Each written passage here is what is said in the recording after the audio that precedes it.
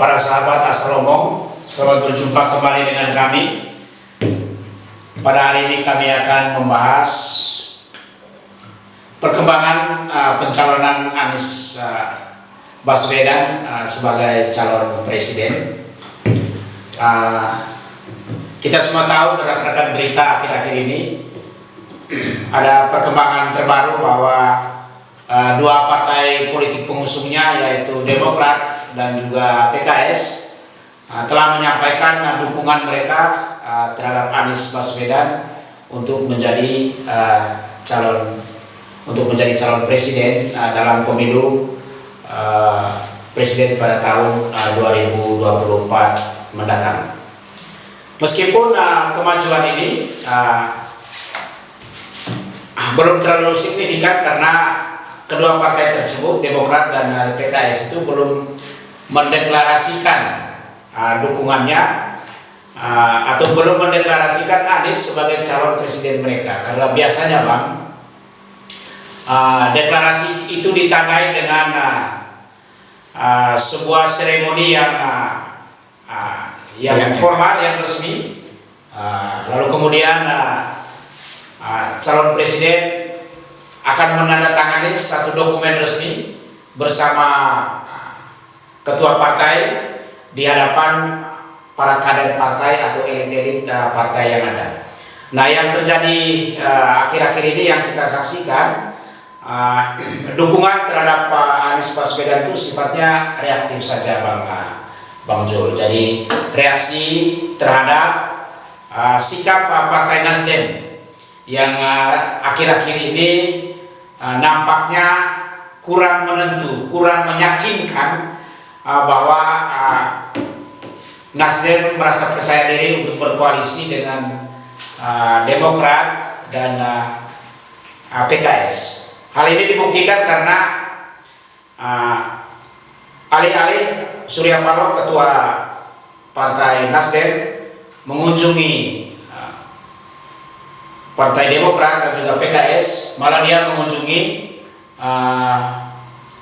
Partai Golkar dan bertemu dengan ketua Partai Golkar. Lalu sebelumnya juga kita tahu bahwa elit dari Partai Nasdem itu justru mengunjungi sekretariatnya Prabowo.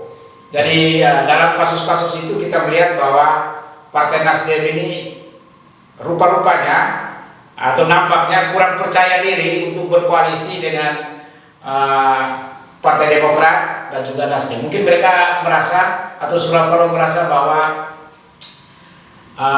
aura leadership kepemimpinan dia itu kurang pas untuk bertemu dengan ketua Partai Demokrat ataupun ketua PKS.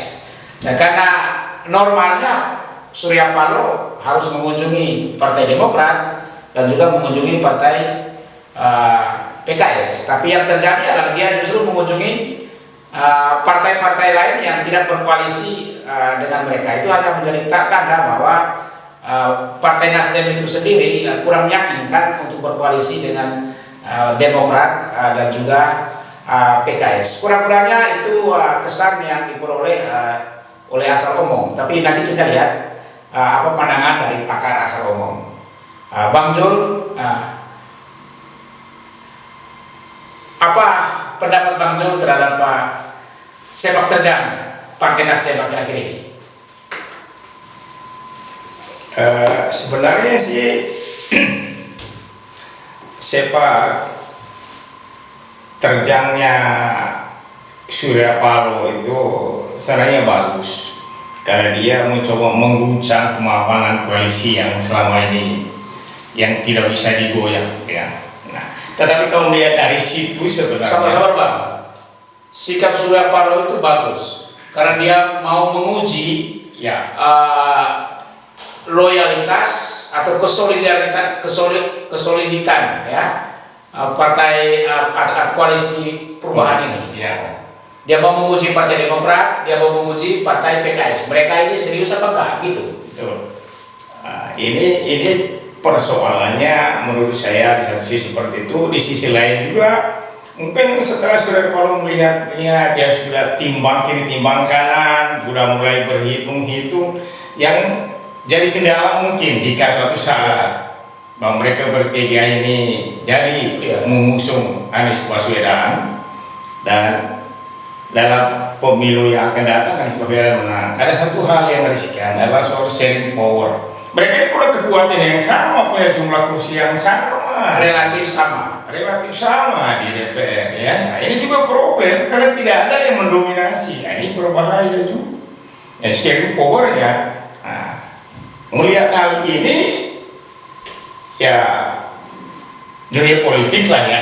Surya Paloh ini kan bukan orang baru ya, dia orang lama. Dan satu hal yang menarik sebenarnya yang dari awal kita baca, langkah Surya Paloh ini menurut saya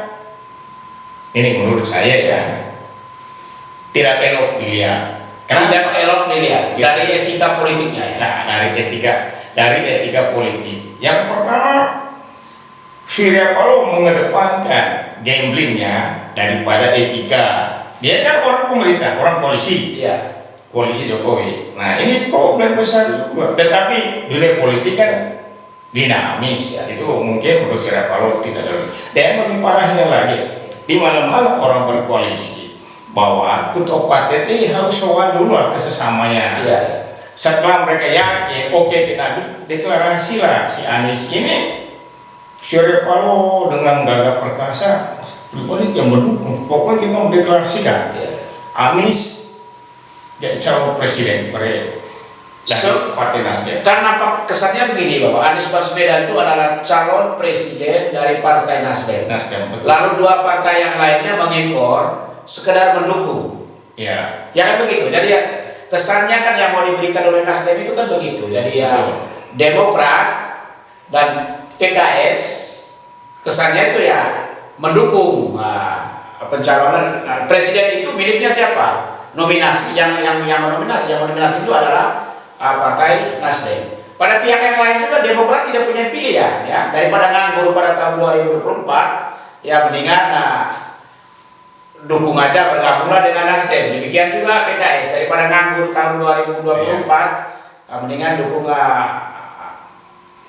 Partai Nasdem. Kedua partai ini kan selama periode ini kan mereka oposisi dari pemerintahan yang ada gitu. Ya, oposisi sekedar oposisi lah ya, mereka di luar pemerintah.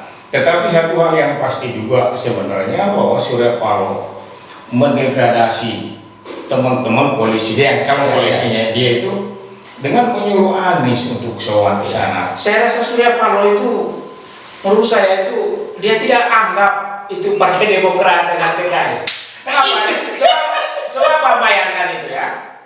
Surya Paloh ketua partai justru mengunjungi ketua partai Golkar yang sudah jelas-jelas Golkar akan memiliki koalisinya sendiri. Betul.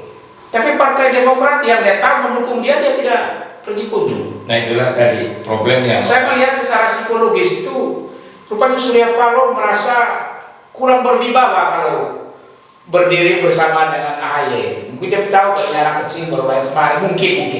Ya. Atau bagaimana? Atau ada masa lalu yang kurang pas dengan bapaknya AHY. Sebenarnya sih kalau melihat dari umur, memang ketua Partai Demokrat anak kemarin. Tetapi dari sisi soal jabatan, mereka sama-sama ketua partai. Tetapi kalau kita dengar apa yang pernah disampaikan Opung Panda, nah ini punya masalah yang tidak bagus ini. Jadi saya yakin Surya Paloh juga tidak akan ketemu Demokrat lah. Nah itu ada hubungan antara Pak Surya Paloh dengan Pak SBY, bapaknya AHY itu kurang romantis di masa lalu. Ya, kurang romantis lah. Sementara Surya Paloh lebih romantis dengan Ketua Golkar. Karena mereka memiliki masa lalu yang kalau kita dengar apa kata Surya Paloh hari ini, ya kan? Oh, dia punya romantika dengan Golkar. Ya sebenarnya sih kalau kita membaca bahwa dia punya romantika, memang mereka sama-sama dulu berasal dari partai yang sama, Golkar. Jadi mungkin tidak heran kalau petinggi Nasdem kemarin mengunjungi Prabowo. Karena juga mengunjungi karena memang mereka punya romantika sama-sama, dulunya berjaket kuning gitu kan. Nah itu persoalan. Tapi dengan Demokrat masa lalunya kira-kira seperti apa? Ya, saya sih tidak terlalu tahu bagaimana masalah, tapi kalau setelah kita mendengar kata opung, ya, opung pada waktu kita dengar di total politik itu, masa lalu mereka jelek Pak. Ya, kalau tidak dibilang jelek, pokoknya masa lalu mereka buruk, mereka saling mendendam dan segala macam. Ya, saya rasa hal seperti itu juga yang membuat saya Surya Paloh akan merasa tidak terlalu yakin untuk bisa bertemu Demokrat. Jadi ya ini kalau kita ngomong ya ini cuma akal-akalan aja. Dia mencoba bermain, siapa tahu dengan mengusung Anies elektabilitasnya naik. nah, bisa terangkat nih Demokrat. Tapi hasil survei Tapi sampai hari ini kita melihat Nasdem ya. lembaga survei yang kredibel ya meletakkan posisi Nasdem masih di bawah, Tidak menguntungkan. malah Demokrat yang Naik. Mungkin Surya Paloh bilang kalau saya kunjung Demokrat makin naik suara mereka nanti ya. bisa jadi karena semua kan ada hitung-hitungannya. Tetapi kembali ke soal tadi, apapun itu Pak Surya Paloh sudah memberi warna yang beda bagi demokrasi dan juga bagi koalisi pemerintahan. Walaupun ada yang mengatakan Surya Paloh tidak mengedepankan etika, ya kan?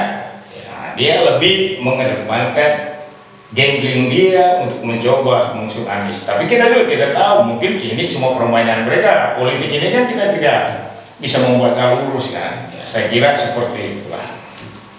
Ya, itu teman-teman pojok bebas dimanapun berada.